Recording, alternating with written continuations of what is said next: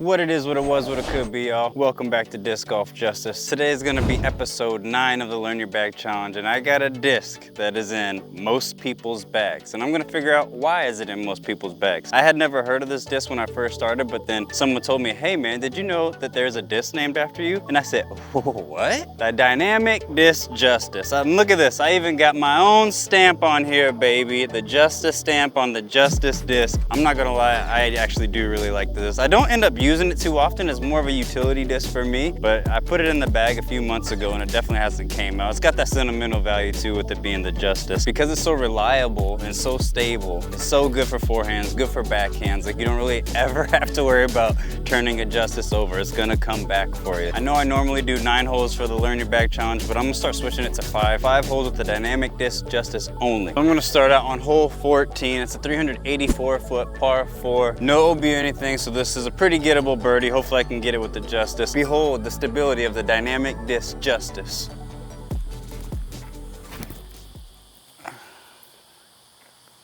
I'm glad that got a little bit of wobbles on the release because otherwise I probably would have went in the trees. So as you can see, I got a pretty horrible release on that. I got some major flutters on it and it still almost came back into the bush. That's how stable this thing is. I'm just gonna do a nice, easy, take my birdie hopefully.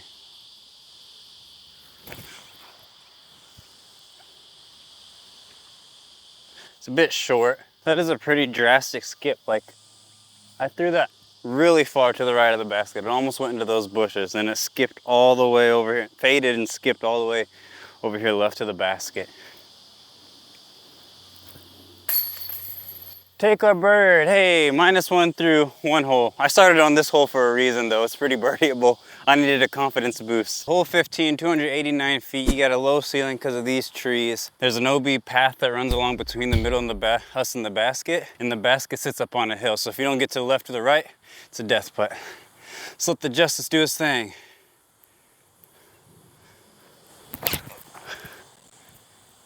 Oh, go in. Go in. That's parked. That's actually a perfect shot for this hole because if you end up in front of the basket, you got a death putt.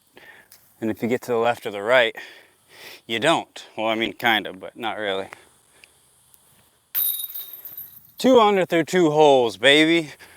This hole's pretty easy as long as you get that tee shot right. Hole 16, there's absolutely no way I'm birdieing this one. 351 feet downhill, double mando between these 2 trees.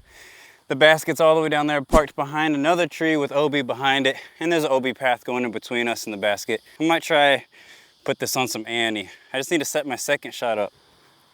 Oh, for f***'s sake.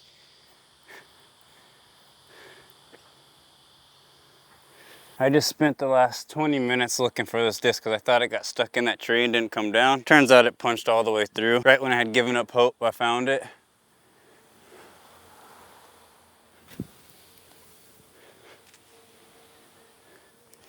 It's up there. Definitely wasn't the best up shot. That's okay. We'll just... Oh, that almost didn't go in. We'll just put that in there. Look, the scorecard doesn't say if it barely went in or not. The scorecard just says it went in. Hole 17, 259 feet. There's a creek that runs right to the right side of the basket and everything to the right of that, the whole way is OB. It should actually be a perfect hole for the Justice. I'm just gonna sling it out over the OB and let it do its thing and freaking fade back into the basket. It's like perfect distance for the Justice. Oh, not wide enough. Oh, it's gonna get a big skip. Holy, look at the skip on that thing. Oh, wow. Okay, this went heaps long, heaps long.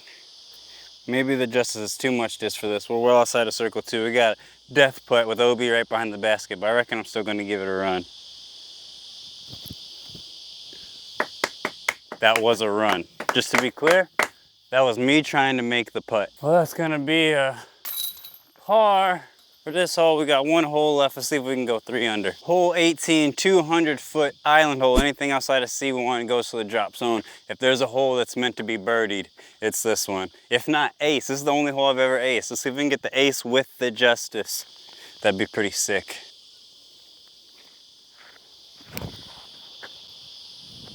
Look how stable that is. That's still in the circle, but golly, that's so stable.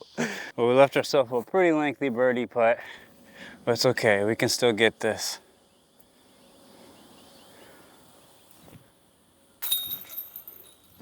There we go. That's a good putt. That's a good birdie putt.